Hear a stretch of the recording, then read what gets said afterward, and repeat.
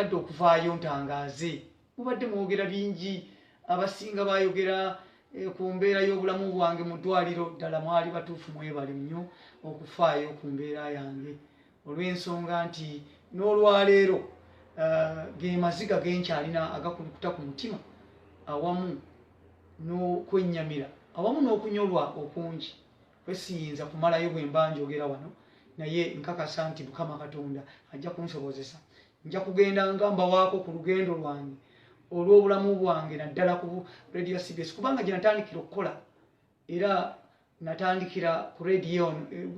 eno nga naakava mu ssomero era nentandikirayo mu mwaka gwa 2000 gye najoyininga nentandikira ne 2022 awo 23 awo nentandika okubanga nange nfuuka omukugu era wenatandikira n'empaka ez'amasaza ga Buganda. Toyinza kwogera ku Yusufu Baliruno of Uganda n'otayogera ku mpaka za bika n'otayogera ku mpaka z'amasaza ga Buganda n'otayogera ku ttiimu ya Uganda Cranes n'otayogera ku ttiimu za Uganda ezikola VEC Villa Express wamu ne KCC ez'ebiseera ebyo era n'otayogera ku masomero ku Coca-Cola tournament ng'ekyayitibwa UTV eyo nno mukwano gwange ampuliriza bw'oba toyogedde ku Yusufu Baliruno oba togyogeddeeko bulungi n'olw'ensonga eyo njagadde nnyo okuvaayo olunaku n'olwaleero okubategeeza nti nnyina okunyolwa mu mutima olw'embeera gye mpisiddwamu mu mizannyo ate mu mulimu gwange gwe neesunga ennyo nga ndi mwana muto neegomba okubeera munnamawulire kye nabeera era nkyebaliza Mukama neebaza Mukama Katonda okunteeka ku radio emu kuzisinga mu Uganda Radio CBS gye mbazeeko emyaka kati egiyingidde 20 naye nno okusomoozebwa kungi kwensanze nga bwe najjanga mbabuulirako n'ebizibu bye mbadde nsanga olwaleero njagadde nnyo okubategeeza nti bwe nava mu bulwadde bwe nava mu mwezi gw'omunaana omwaka oguwedde nenjayaanira okukola kubanze ndi musajja ayagala okukola naye nkomawo okukola bwe nakomawo okukola nali ndabika bubi nnyo bakama bange ne bagamba nti nedda ojja kutuleetera obuzibu naye mu mwezi nga gumu nagenda mpiikiika mpola mpola nenkomawo nenkola okuva mu mwezi gw'omwenda mbadde nkola era bingi byayogerwa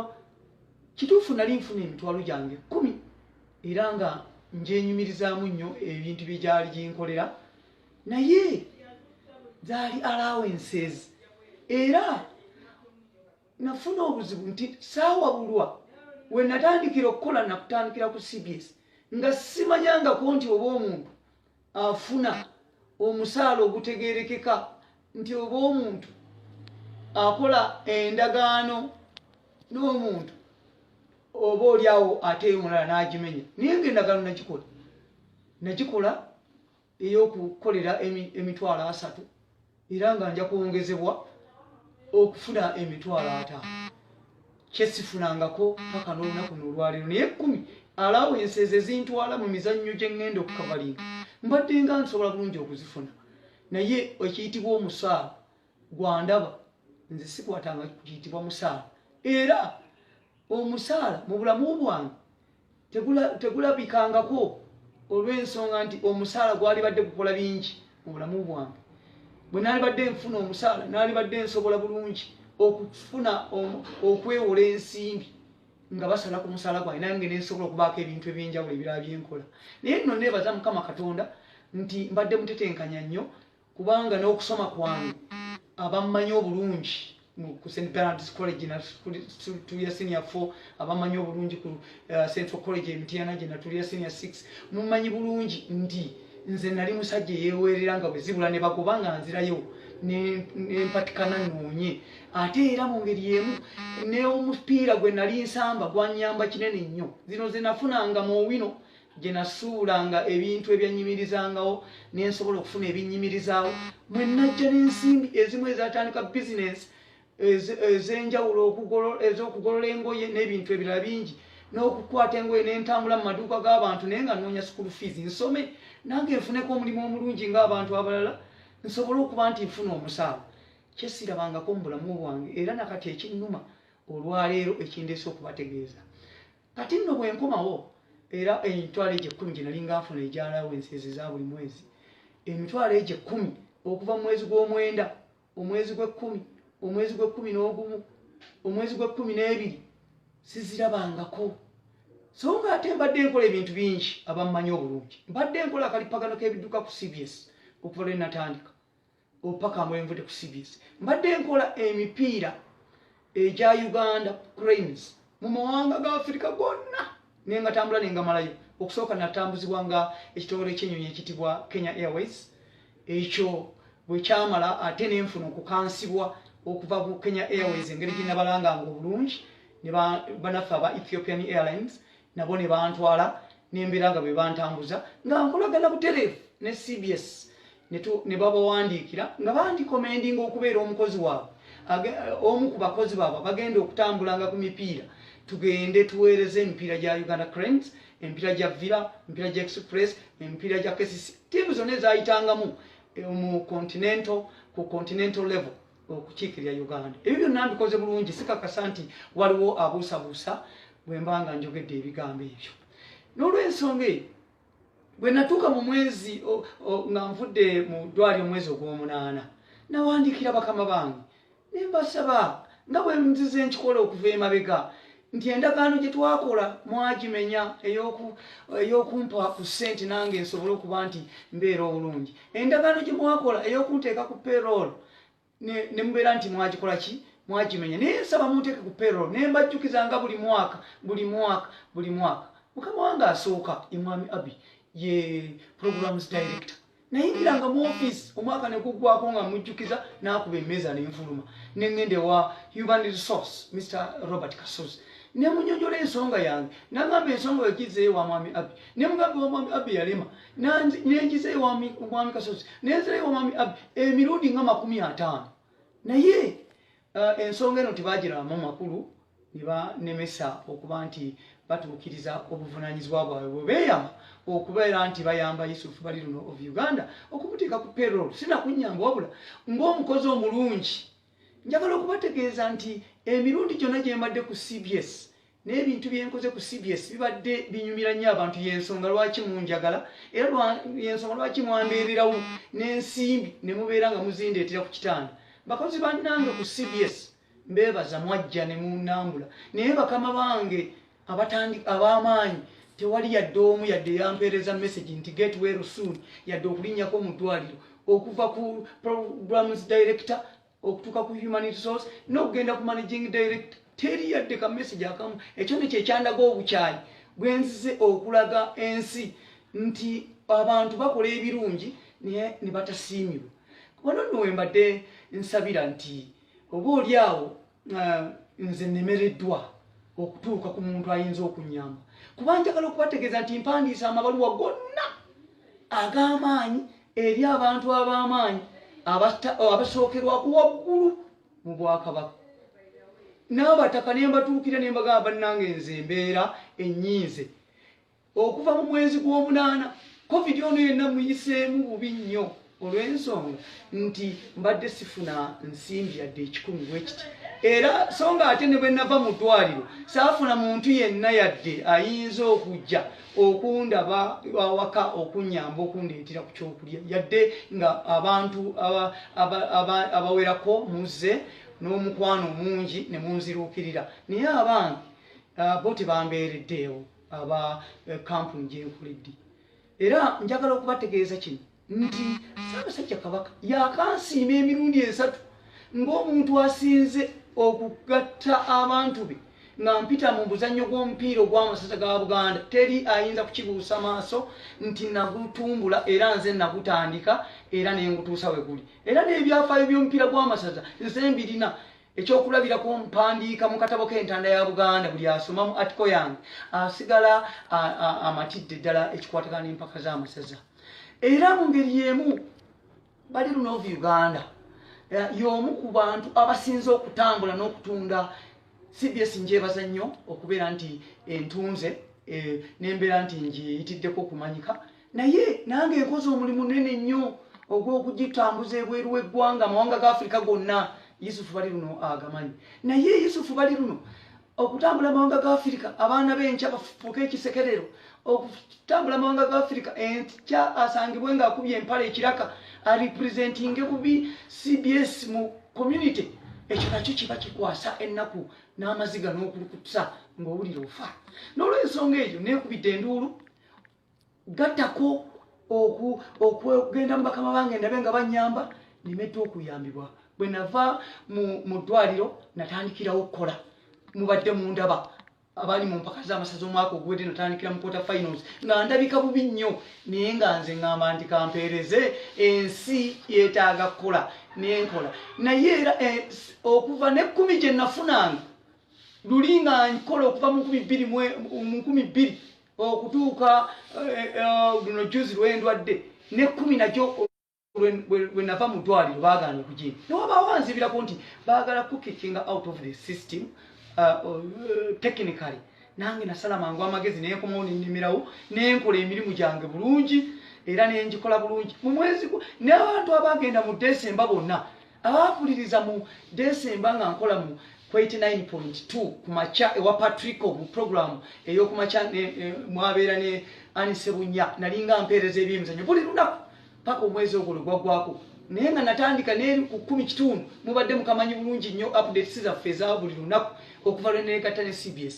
era mbadde nzikola bulungi n'ebyo emabega ku 88 mujjukira omugenzi Umar Mufumba mu program amata agatafa nga nkola programs ez'enjawulo ne ku ssaawa 7 nakolanga eriso ly'emizannyo ne ku kawungezi mu jamu za 7 namwe nakolanga gattako akaati k'emizannyo ke nakolanga nentambuza ekiro nga nze tebantwala nti nze mmotoka ssebo nalinga sisaanidde kubeera nga bantwala mu mmotoka ya CBS olw'ensonga nti kubanga nali siri ku payroll nalwana nnyo simanyi omuntu ayiteeka okukola atya okubeera ku payroll simanyi omuntu ateeka okukola kufa n'alyoka atuuka ku payroll naye sijigenda nko simanyi na bwefaanana nze bw'olaba wano olwaleero simanyi kiyitibwa yadde NSSF money kubanga bwe nabuuza bakama bange naye mbabuuza naye bannange ente z'obukadde omuntu bw'aba akoledde kampuni n'amaanyi ge n'agamalayo bw'ati n'amaliriza okukola nga tafunye NSSF kubanga NSSF the sente ziteekerateekera obukadde bwo era mundaba omuntu akoze emyaka 20 mumanyi amaanyi ge bwe gaba gatuuse era nve ku CBS ngende ntandike buto emyaka emirala 20 esobole okufuna mu kampuni egenda okuba nti enkolera ebyange bulungi nange nsobole okubeera omu ku bantu abeesima mu nsi nedda wabula kye nnyina okukola kwe kubanja ezo ze nakola nsobole nange okuteekawo akantu akanaakola Yusufu bali luno of Uganda ow'abantu akoledde CBS n'omutima gumu aweereza ebyemizannyo byonna mu ggwanga ensi yonna gwetegeera asobola okubeera obulungi nange mpeese kampuni yange ekitiibwa naye baganda bange bankotogedde effubitizi effutwa obujja obukyayi obutayagaliza bwe bunnemeseza okufuna ssente ku CBS kubanga nze nfubye nnyo nga bwe nsobola kubanga njagala okubategeeza nti ne wendi wano nyina ebbaluwa eyampeebwa aba Labour Office e Rubaga nga bandagira ngende mu industrial court neŋŋaana neŋŋamba kangezeeko nempandiikira gwe buli gwomanyi nti mukulu okuggyako omulanga guno gwe nvuddeyo kuba nkubira beene ayisa abasajja nze musajja wo Yusufu bali luno gw'owadde emidaali 3 miramba olw'obuweereza bwange naye ate bannange benkola nabo tebamanyi nti obuweereza obwo wansiima bo banfudde omuntu atalina kyenkoze atasobola atalina kintu kyonna yadde nti abantu b'empeereza bo basanyufu nnyo era baagalira ddala ngende mu maaso n'okubaweereza n'olw'ensonga eyo mukama wange ayisa abasajja nkimanyi nti ezimu ku mbeera eziyinza okunyamba okuvaayo saalivuddeyo bwe nti naye ngezezzaako ne ayitibwa baaba waffe ne mutuukirira ne mpandiika ebbaluwa eyasooka ey'ekyama ne siyambibwa ne ŋŋamba oba oli awo eri teyatuuka ne mpandiika ey'okubiri gye nawandiika ey'okubiri nga yeebuuza oba ddala ebbaluwa yange yatuuka era baagisitampingako nnyina obukakafu nti ofiisi eyo yakwata yafuna ebbaluwa eyo naye okuva olwo eyasooka nagiwandiika nga 10 omwezi ogw'11 eyaddako ey'okujjukiza naye ngiwandiika mu mwezi ogwokusatu ng'ennaku z'omwezi 4 era ezo ennaku we bampeera n'ebbaluwa entwala mu industrial court nenti okuyimirira mu maaso g'abakama bange okubalumiriza mu industrial court. Kale nno nsigaze ennaku 3 oba 4 ebbaluwa eno okuggwako ate nga n'obulamu bwange si bwe buli awo bulungi ennyo mukama wange. Nsaba bw'oba ng'olabye ebbaluwa okulaajana kwange kuno onnyambe ne weefuna nze nsaba mbeere omu ku abo abaganyuddwa mu CBS nfune entandikwa gye nfunye nga njijje ku CBS gye nkoledde n'omutima gumu n'okwewaayo kwonna. Naye ekyasinga okunnumira ddala mwami Robert Kasozi human resource ekigambo kye yaŋŋamba kuba bwe nkomawo mu January okukola nga nze nasigala nkola December yonna naggwako mwampulira ne January ne ntandika n'engenda mu maaso nga nkola. Mwami Robert Kasozi yansanga mu lukuubo n'andaga nti ebbaluwa gye nawandiika obutereevu mu ofiisi ey'amaanyi ye yamala n'emutuukako era n'anvunaana olw'okumuwaabira eri mukama we owawaggulu. N'aŋŋamba nti ebbaluwa baagimuwadde era n'atuuka n'okukootinga ku bintu bye nawandiika mu bbaluwa ye ey'ekyama nti otuuka otya n'okuwandiika nti olaba house girl asasulwa emitwalo 15 naye ate bali luno afuna emitwalo 10 emyaka 2 gy'amaze ku CBS. So ekintu ekyo kyannuma nnyo era n'aŋŋamba nti kati bakumpadde ngenda kukolako. Bw'aŋŋamba okunkolako n'anyongerako n'ebigambo nti kasita towaabidde Mount St. Henry's kyannuma nnyo mu mutima nakati mpulya mbula okwabika kubanga bw'oŋŋamba nti kasita siwaabidde Mount St. Henry's kitegeeza ki nti gwe tokyalina bulumi bwa CBS okufiirwa omusambi nga Yusufu bali luno akoze n'omutima gumu n'okwewaayo n'okwagala na buli kimu n'ekiteekamu okulaba nti nange mbeera omu kubatadde tufaali ku radio yaffe. N'olw'ensonga eyo kyannuma nnyo nti kati gwe okujjako nga kikutte ku CBS ku Mount St. Henry's lw'ofuna enyiike mu mutima n'ogamba nti kankubirire omwana ono musinkane. Nafubye nnyo era n'ensindika omuntu omulala omukulu omu ku b'omu Buganda abakulu n'akutuukirira n'omugamba nti sijja ku miitinga Yusufu bali luno kubanga yampaabira ewa mukama wange ow'okuntikko. Kale nno kyannumye era kubanga nalowoozezza nti oba oyo n'omutyamukko n'ogamba nti teri muntu atasobya bwe mbanga nsobezza njagala bwenkanya njagala obwerufu nange obukola ku balala bukole ne ku nze nange ndabikeko. Kale mundenye bye munnenya nange nzijeyo embeera nyina ebintu bingi ebyomuddwaliro besijja kukoonako naye nga nja kubikoonako omulundi oguddako. Olugendo lwange luwanvu ku CBS nebintuuseeko biwanvu ebirungi n'ebibi naye byonna nja kubibategeeza. Ebirungi mbyogedde tineebaza nnyo CBS olw'okumpeeza omuntu omumanyifu era naye omumanyifu nga tolina kantu konna mu nsawo kiba kibi nnyo oba ogenda kulabika bubi n'okulabisa ekitongole kyo obubi kubanga nze nkirabyeko bangi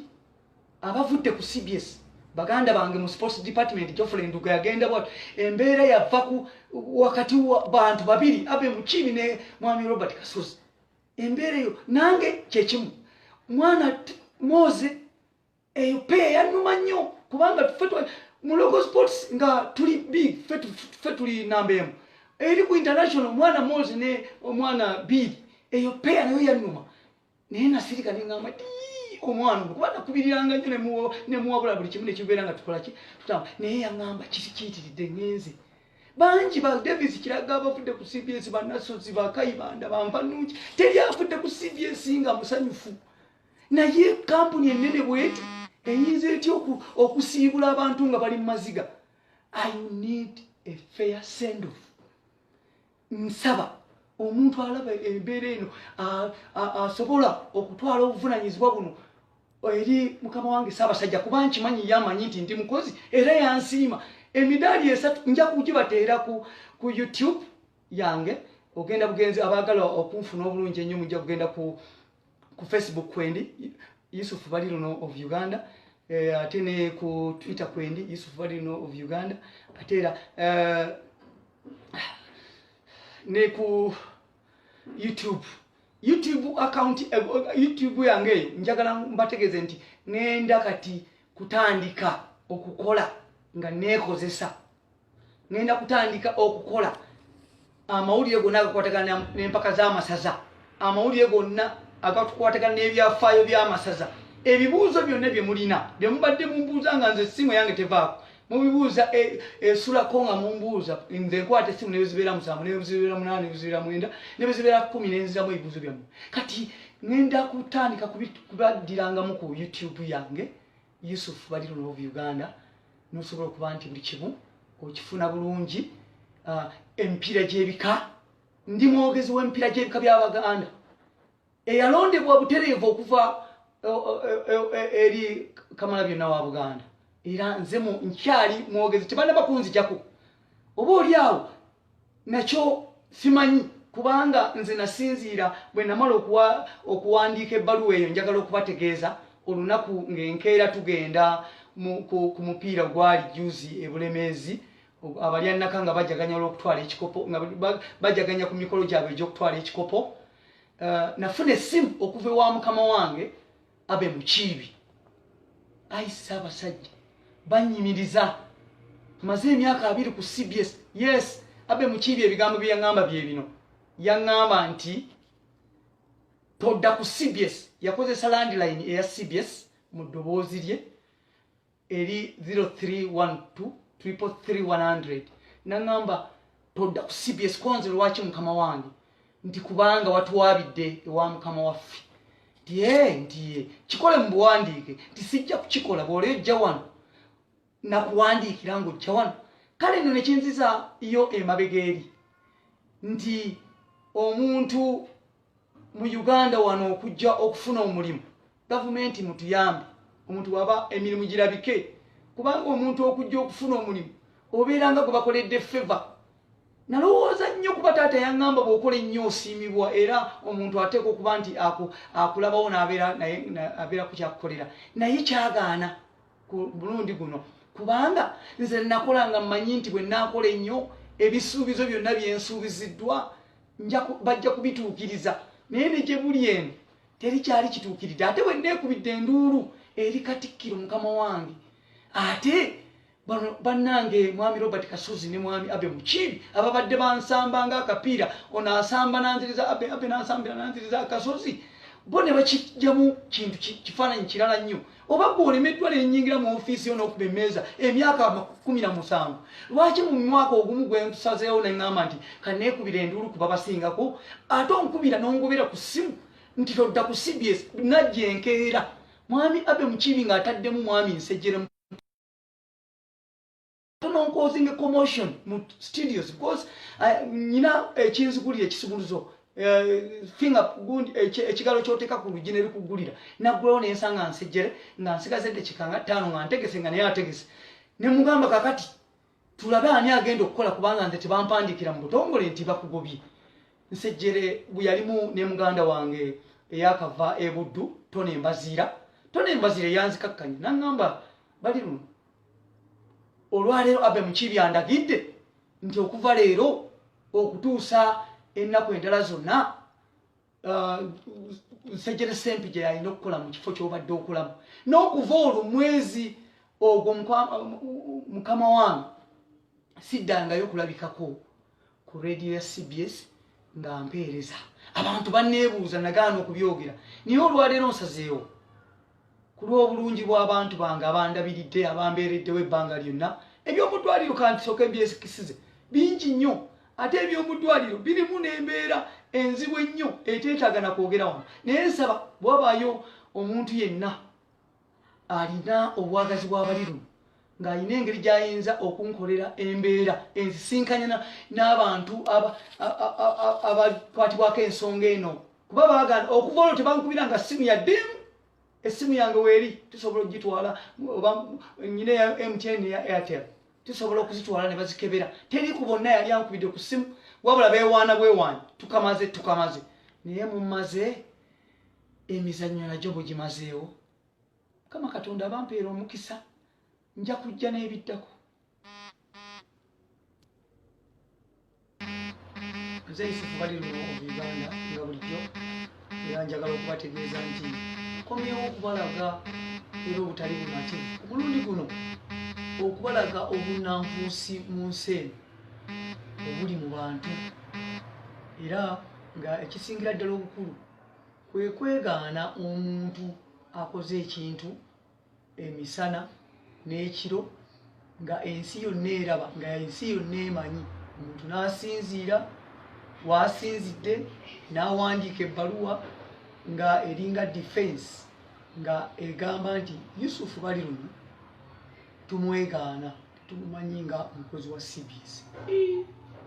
ensi eno. Njagala okubakakasa nti bye nayogedde byonna mu vidiyo yange olunaku lw'eggulu era nga ntegeera bulungi nga sirinaako kintu kyonna oba nti nina kye neeyagaliza oba kintu bwe kiti byonna bye nayogedde bye nakola era byenzize nkola ku radio ya CBS era nga byonna mbikoze n'obutaweera n'obuteesaasira n'obumalirivu n'okwagala okw'ekitalo. Naye bw'ovaayo n'owandiika ebbaluwa efaanana ng'eno nga weegaana Yusufu Baliruno of Uganda, ebbaluwa eyawandiikibbwa looya wa CBS mwami Joseph Ssenungi ng'egamba nti tewabangawo nkolagana yonna ya mukozi na mukozesa, ntegeeragana yonna ya mukozesa n'omukozi wakati wa CBS ne Yusufu Baliruno mu Uganda era nti mbadde nkola emyezi 3 gyokka nga nkavalinga amasaza n'ebika byokka.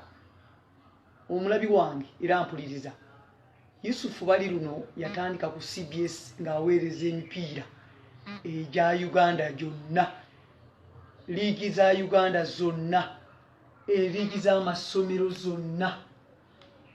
n'akola byonna, n'akola akaati k'ebyemizannyo ng'ali ne Ahmed Bogere Masembe yali mukama wange by then nga nakeegata ku CBS mu 2021 ekifaananyi bw'oba oyagala okugendako ku Google era osobola okulabako ekifaananyi mwami Zwa kye yawandiika. Ndi omu ku bakozi 21 ku Google kwekiri nga Yusufu Baliruno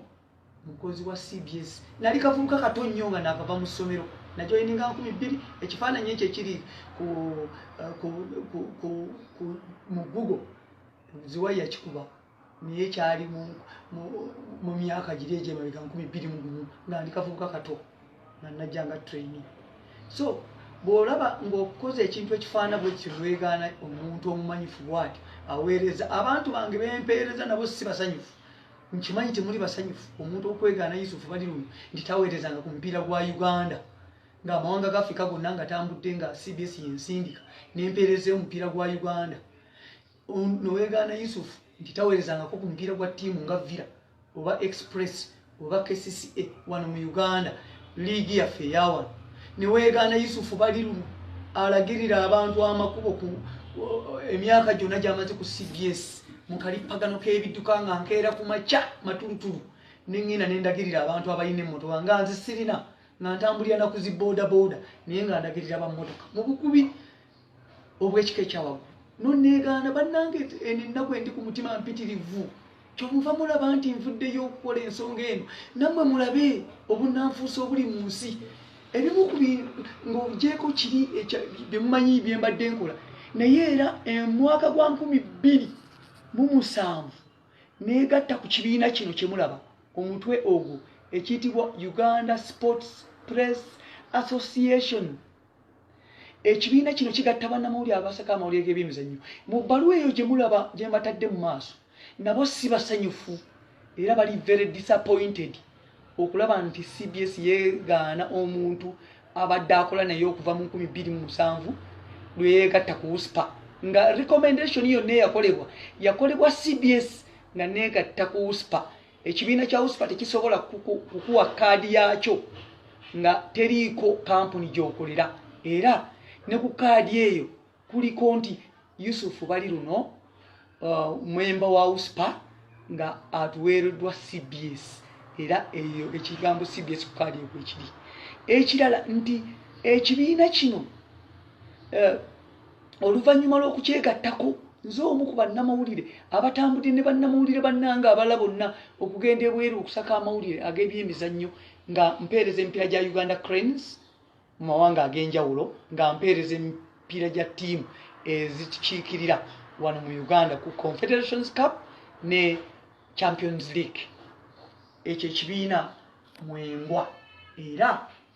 nakyegattako mu mwaka gwa 2007 ng'olwo maze emyaka egiwerera ddala 7 ku CBS. Era mu ngeri y'emu ekibiina kino kibadde kifuna ssente okuva mu CBS nga annual subscription tusasula ssente eza buli mwaka nga bannamawulire abagwa mu kiti kino. So olwaleero ndowooza kankome ku ekyo obukakafu nnyina bungi ababadde bantambuza ab'ennyonyi bampa buli kimu ekyetaagisa okulaga ensi era nabo beeteefuteefu okujja okunjulira singa n'abasifunye bwenkanya. Ebirala byonna nja kukoma nze Yusufu Bali North Uganda era mbagamba bwenti nti nsaba obwenkanya,